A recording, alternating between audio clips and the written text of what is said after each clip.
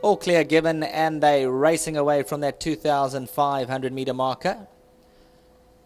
Admiral Codrington, one of the first to respond. Sporting Rights is moving around them. Can in, looking to hold her barrier position, only 2 lengths off them.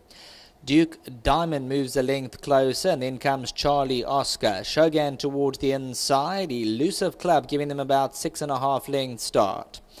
I'm Alona further back in the running as they sort themselves out into racing order, and they're racing about 7 or 8 lengths off them. Philanthropic is second to last, and Noble King is the trailer. They spread out 10 lengths top to tail.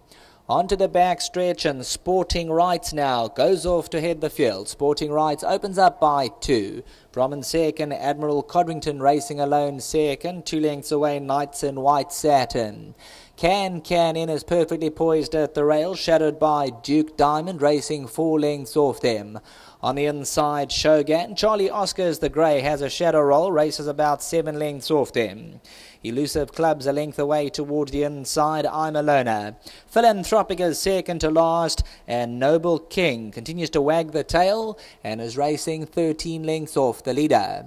New leader once again as they go to the 1,200 metre marker, and now Admiral Codrington's picked up the gallop from Sporting Rights, who went on early, now restrained second. Can in, Knights in White Satin.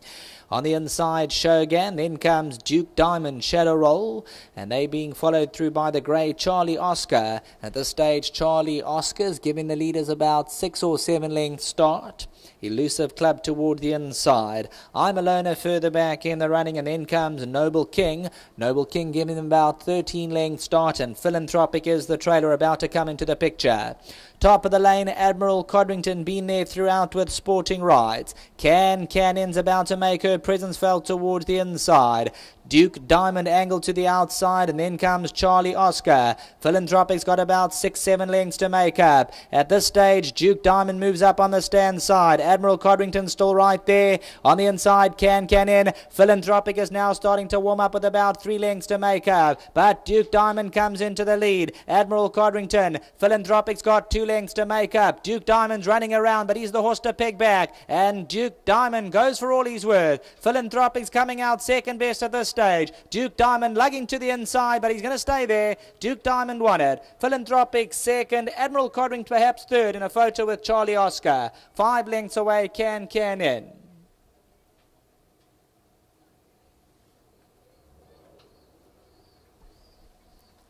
So number 1, Duke Diamond, Keegan DeMello for the Mark Dixon stable, powered on home and still running around, coming to the last 200 metres, but has enough in the tank over the 2,500 metre trip, and Duke Diamond wins it. Philanthropic came from the back end of the field, stayed on for that second position. Third position, Admiral Codrington does just enough from Charlie Oscar, and the rest of them all trailing in their wake. There's about 3-4 lengths back to the rest of them. Can in, who made her move early, nothing to come. Further back, I'm Alona, Elusive Club. Admiral Codrington taken on by Duke Diamond. You'll see Duke Diamond with his head twisted, and Philanthropic started to run on from the back end of the field, but it's Duke Diamond, number 1 on the program. There you'll see Keegan DeMello changes the whip to the left hand and just tries to guide him and keep him balanced the last 100, and number 1, Duke Diamond to the winner's enclosure. Back to the studio.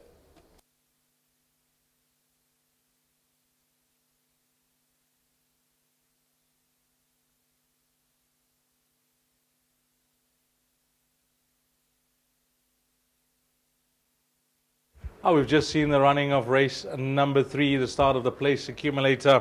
Well done to the connections of the Mark Dixon yard here with the son of Requiem. I see also bred by Mr. Jackson, and Keegan DeMello partnering the source as he did last time out. And as I mentioned, I chatted to Keegan a bit earlier on. He thought that this could be his best ride on the day, and you were spot on there, Keegs. I gave it to the boys. I said you liked the source today. Yes, it's nice to be right once in a while. Thanks a lot to Mr. Dixon. The source was supposed to run, I think it was last week, and the race meeting got abandoned. So, that was sort of his prep run for this, and I'm glad he pulled it off today.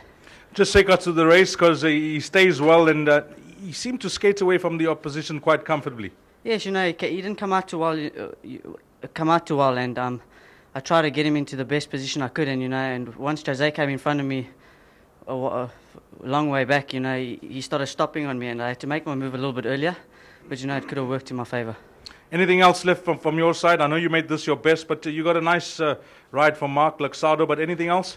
Yes, Luxardo, if it was at Scottsville, it would probably be the right place for him, but he's doing well, and I'm expecting a big run. Mr. Dry's 2 horses that I got in the back end of the card, I think they'll both need it, but they're not out of it the chance. You had a good look at the track.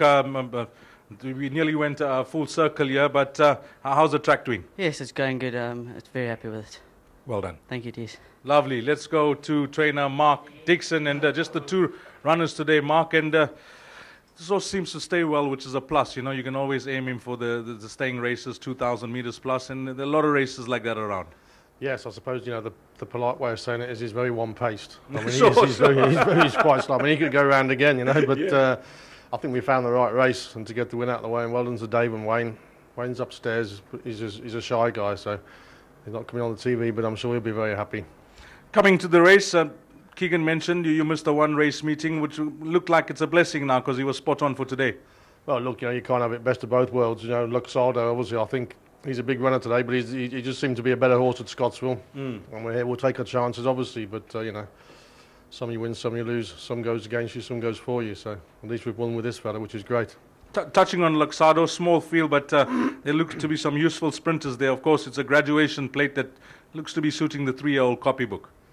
Yeah, I think Ali G's horse has got, it's got good form. And Luxardo, the softer the better. I mean, we've seen the ground's dried out very quickly. Now he's got a lot of pace and he'll be up there, but it's a competitive race, as you say. How's 2013 turned out for the Mark Dixon stable? Are you satisfied or you hungry for 2014? Well, I hope so, yeah. If you looked at the year we've had, it hasn't been great, but it's picked up nicely and you just bite the bullet and carry on and things always turn, so we're looking forward to next year though. Compliments, Mark. Yeah, thanks, Diz. Well done. Trainer Mark Dixon here, number 1. Duke Diamond has come through to win it, and I'm sure a popular result for all. Only horse missing out there was number 4, Charlie Oscar, but provisional result 1, 8, 9 and 4. Do get involved. Coming up next will be the start of the Pick 6, race number 4, and we're expecting a decent pool there. Race number 4 up next, the start of the Pick 6.